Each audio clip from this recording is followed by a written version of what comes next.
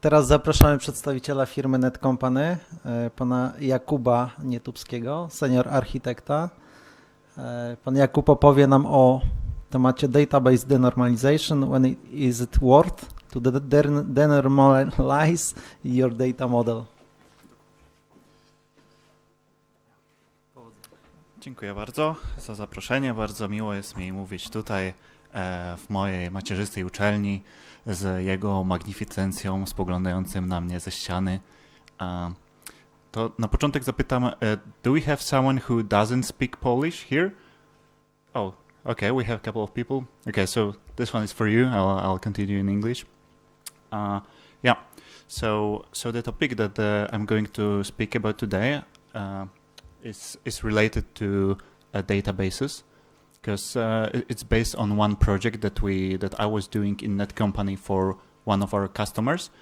And I wanted to talk about denormalization, because usually during your studies you learn how to normalize your database, and there are good reasons for it, because most of the time it's really worth to do so, and yeah, you should know about this.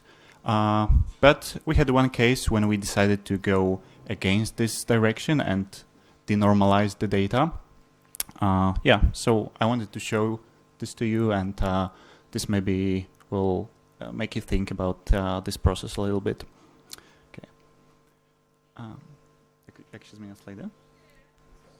Oh, okay. It's slow, a bit of lag, but yeah, we got it. Yeah, so first of all, we'll do a quick recap of what is normalization, what are normal forms of the database. It's going to be real quick, so I hope there are no database professors in this room, because it's probably not very formal what I'm going to say here right now. But yeah, I'm not going to talk about all these different normal forms, because there are like 6 of them invented right now, and it would, take a lot of time to talk about this thoroughly. But yeah, I want to do just a quick summary of what is data normalization and why we do it. So I think there are 2 most important reasons for it. First one is to remove redundancy in your data, and redundancy means simply so that you shouldn't repeat yourself.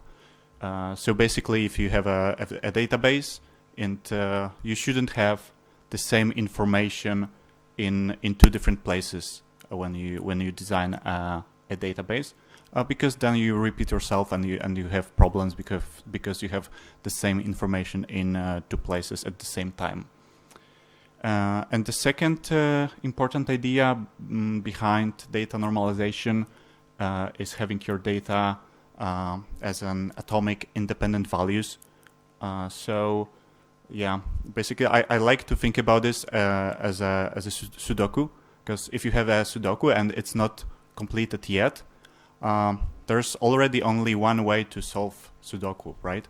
So it's sort of similar here. If you can compute something from your database, then you don't have to put this same information. You don't have to store it in the database, because you can compute it. So if you follow this rule, your data will be nice, compact, consistent, and compressed. So yeah, I summed up this rule in language of database as SQL formulas. So if you can deduce something using joins, then just don't store this data in the database.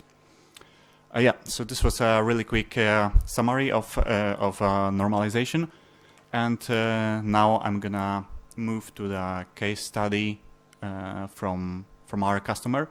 So we are doing a project for a car dealer, and this company was responsible for importing, selling, renting, and maintaining vehicles, both for public big organization and also for private customers. So to create a project for them, we needed to prepare a database that stored customer information. We needed to create REST API that exposed all the data related to the customers. And we had a couple of integrations with different functionalities that we provided. So we had stuff like checkup notifications. So once every year or so, you have to go to the workshop and check if your car is okay. So you had mobile notifications with that regards. There was a tire hotel. So during the winter, you can store summer tires in our warehouse and vice versa. There was leasing functionalities and this sort of stuff. So at first we created a project and we took care to normalize the data to come up with data model that fulfills all the normal forms. So we used, of course, relational database. So a couple of entities that we had to implement in our database, those were entities like customer, car, or dealer. So in this example, one dealer can have many customers. One customer can have many cars, if it's a big company. So yeah, the normal form was satisfied. On paper, it looked really nice. Yeah, and we exposed REST APIs that reflected the data model that we created.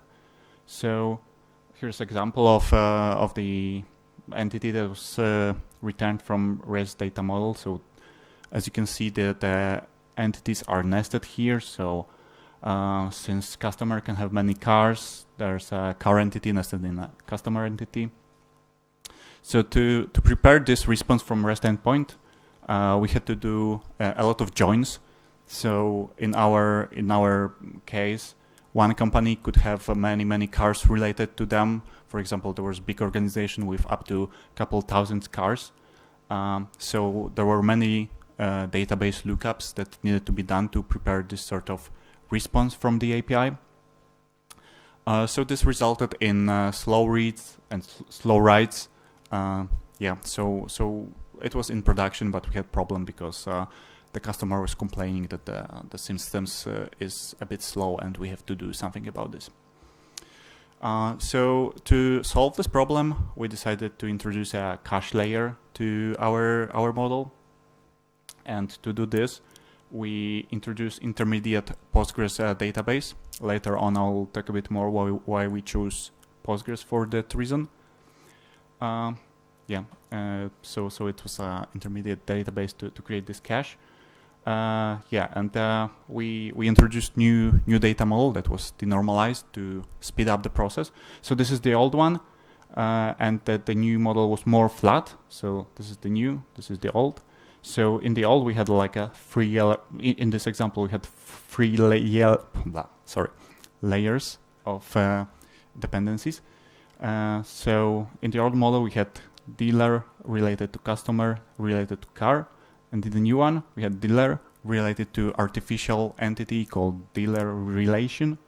Customer was related to car relation, so it was much more flat, and it was designed based on the idea that it should depend on the request that we receive from the applications that integrate with our API. So basically we wanted to store in database such an entity that we can get the result using just fetching one entity and return it right away from the REST endpoint. Yeah, so this is how this would look like in the REST response. So the customer entity on the left-hand side looks pretty much the same as before, but on the right-hand side there's a dealer relation entity. So it has dealer information and customer information inside it. So the difference between the old model and the new one is this is what is stored in the database. Yeah, a bit more why we chose Postgres to store our data. It has really nice feature called JSONB, which rolls out to JSON binary or JSON better, depending on which Google results pops up first when I try to find the explanation. So the JSONB allows you to store a JSON document in the database column, and there's nice functionality to look up through JSON fields. Yeah, so this allowed us to do really nice relational document hybrid, where we could store JSON documents right away in the database, but also implement some constraint based on the relational columns. Yeah, so the improvement that we gained doing this process, we had faster reads. This is a screenshot from our Datadog application for our ecosystem. Datadog is a really nice application to monitor your system. So if you're doing a production environment and you want to have a good insight into your application, I recommend using it. So on the right hand side, you can see the response times for the old system, and on the left in the middle you have the cache layer response time. So there are up to 10 or 100 times faster than it was previously, thanks to the way we store data. Yeah, and the rise weren't speed up by this process because we had still to have the old relational model in sync, so we had to still save it in the relational model. But we could do this in the background, and so the storing in cache was real quick. But and the rest of the process was done in the background while the customer received a success code. Yeah, and this allowed us to create a more client-friendly API that was easier to customize and easier to adjust to what our clients needed from us. But this introduced new challenges.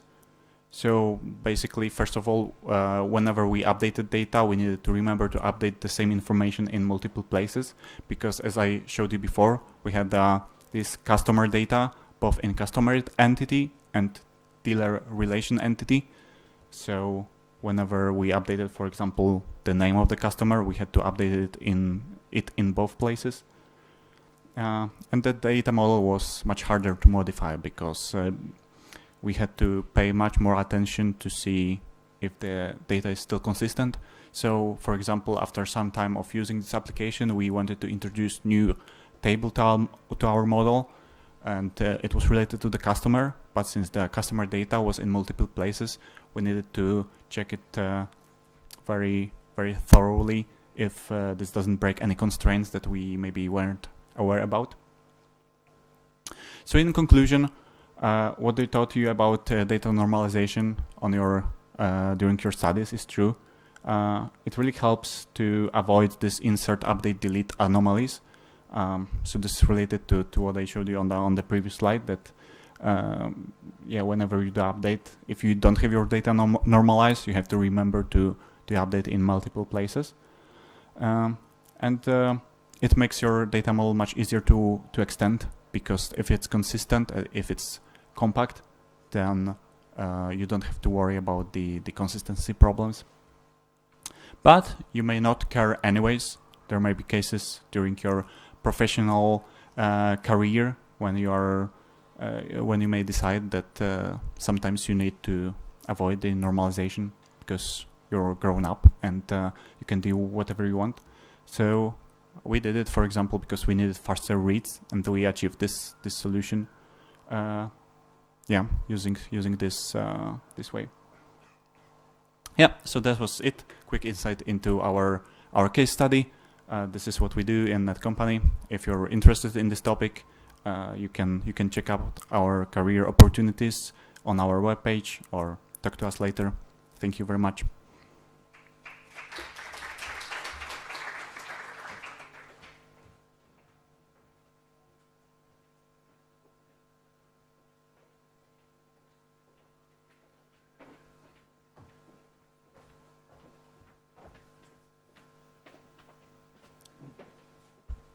Bardzo dziękuję firmie Netcompany. Zresztą sam pracuję w Netcompany, także tym bardziej dziękuję.